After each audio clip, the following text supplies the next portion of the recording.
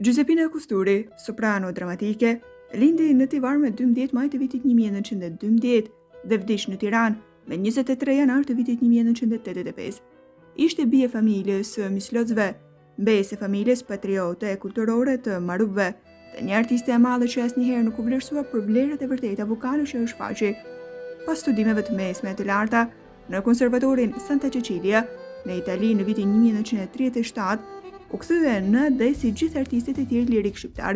Rexha Kusturi, 1905-1968, ishte burri që i mori mendjen Giuseppina Mislocit, të cilët u martuan në gjendjen civile në Shqipëri. Piktor amator me virtyte të larta morale, pasionin e tij për artet figurative, rrillte nga një familje e përmendur e kusturëve të Korçës, ishte përkthyes i shumë teksteve të operave që u vunë në skenën shqiptare deri në vitet 60, kur Giuseppina ishte në vitin e dytë të studimeve. Gazeta Korça do të shkruante për të. Është një gëzim për neve kur shohim që shpeshherë në shtyllat e shtypit huaj përmenden emra artistëve shqiptar duke përshkruar sukseset e tyre që korrin të shfaqje të ndryshme ose audicione shkollore. Ja pra pardje më ra në dorë një program të një gazete artistike italiane e cila përshkruan suksesin e shfaqjes Saggio di Classe, shkruan të Sotir Camo, që ka dhënë më 1 maj të vitit 1935 Konservatori Santa Cecilia në Rom. Ku midis pjesëmarrësve përmend edhe emrin e bursistes shqiptare që studion në shkollën e sipërpërmendur, zonjushës Giuseppina Misloci. Sipas programit, studentja e shqiptare ka kënduar disa pjesë midis të cilave e shënon suksesin që korri me duetin Shumen dhe Serenata e Pazinit. Theksojmë kualitetet e saj vokale, sidomos timbrin e ëmbël që posedon dhe posaçërisht kur ajo shëpatin sall, ndonse zonjusha Misloci është në vitin e dytë të studimeve. E solda me qëllim të plot këtë shënim të zbuluar kohët e fundit në bibliotekën e Korçës për të nënvizuar vlerat e larta që pati këngëtarja gjatë viteve të studimeve. Pas kthimit në AD, ajo angazhua me koncerte të ndryshme në qytetet kryesore të Shqipërisë. Këtë aktivitet e zhvilloi edhe pas çlirimit të vendit. Ishte ndër pedagogët e para në Liceun Artistik Jordan Misja, që në vitin 1947 deri në vitin 1952 përgatiti artistët e arshëm për teatrin, operës dhe baletit. Gjithashtu, ajo me zërin e saj të bukur prej soprano e dramatike të përmasave të mëdha, me një mjeshtri të rrallë interpretoi në disa koncerte të ndryshme, duke patur një repertor të gjerë nga literatura botërore operistike, ashtu edhe nga ajo shqiptare kryesisht popullore. Me krijimin e teatrit, operës dhe baletit në 1953, Giuseppina Kusturi ishte ndër solistet e para të kësaj trupesh dhe kontributin e saj të çmuar në konsolidimin e ngritjen e nivelit cilësor dhe artistik të këtij teatri. Merë pjesë në vënja në skenë të operës së parë Ruzalka të Darbomizhskit në rolin e princeshës 1956, për të vazhduar me shumë të tjera që ishte edhe kulmi i realizimeve të saj operistike, ku tregoi vlera të padiskutueshme interpretative dhe muzikore, me një teknikë të lartë vokale si aktore me një dimension të gjerë logjik të zhvillimit artistik e skenik, me një të brendshme të fuqishme dramatike, që dhe sot e kësaj dite është e papërsëritshme në atë linje që e zhvilloi rolin e Butterfly Kusturi. Ajo është e papërsëritshme edhe në vlerat vokale që paraqiten ato vite.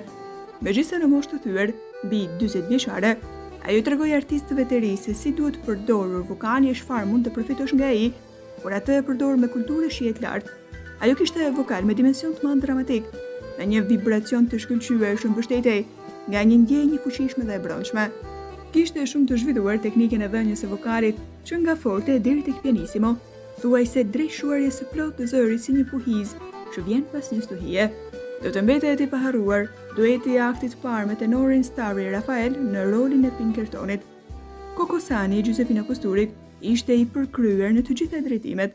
Shtypja e saj kohe, shumë i entuziazmuar për realizimin e kësaj premiere, shprehej në mënyrë superiore për Kokosanin e Kusturit. Artisti i popullit Ramiz Kovaçi shprehej kështu për Giuseppina Kusturin: "Për mua dhe këngëtarët e brezit tim, ka qenë një fat i vërtetë që kemi qenë dëshmitar të interpretimit skeniko-vokal të Giuseppina Kusturit, që kemi qenë partner të saj në role të rëndësishme, që kemi jetuar në një kolektiv pune. Unë kam interpretuar me Giuseppina Kusturi në operën Madame Butterfly të Puccinit. Ajo që më bën përshtypje shumë është aftësia e saj për të kapërcyer kufijtë e moshës dhe për ta luajtur rolin në përshtatje të plotë me kërkesat interpretative. Kam parasysh sidomos realizimin e operës Madame Butterfly, ku ajo realizoi figurën e heroinës së operës me një vërtetësi e pasion të thellë. Kritiku i mënyrë e asaj kohe, Fadil Kokomani, Shprehje kështu për Giuseppina Kusturin nuk mbaj mend që artistja të ketë përdorur në mënyrë kaq të përpikt aftësitë e saj artistiko-skenike, madje as në operën e Traviata të Giuseppe Verdit, në operën Butterfly në skenë zbërtheu zbuloi nuanca deri diet fashitura, shtoi sinqeritetin në interpretim e bëri gjestin e saj skenik më bujar, të bukur e të përmbajtur. Së pari, Giuseppina Kusturi gëzoi suksesin se e meritoi atë. Ajo qysh në prezantimin e parë paraqitet si kokosan e vërtet, e zgjuar, e pastër. Ëmbëlsia lirike e shpirtit të Butterfly të Kusturit, pa të nuk mund të përfiturojmë njërin prej figurave më poetike pucciniane, shpërthe në finale tragjike me një dramatizëm të thellë të natyrshëm.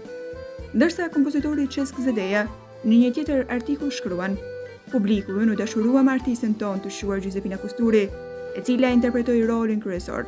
Giuseppina ka pretendime të thella nga ana vokale dhe jo vetëm për kantilenën e saj e cila kërkon qoftë teknikë të lartë vokale, qoftë muzikalitet të hollë. Spektatori bindet për një rrjedhshmëri pas forcime vokale të saj, e cila nuk dëmton as pak melodinë e Puccinit. Edhe në notat akute të saj, edhe në ato më të ulta, ajo di të ruaj ngjyrën e zërit.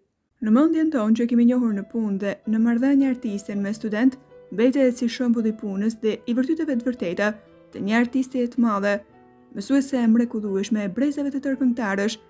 Ajo paralelisht dha dhe koncerte të shumta si brenda e jashtë vendit.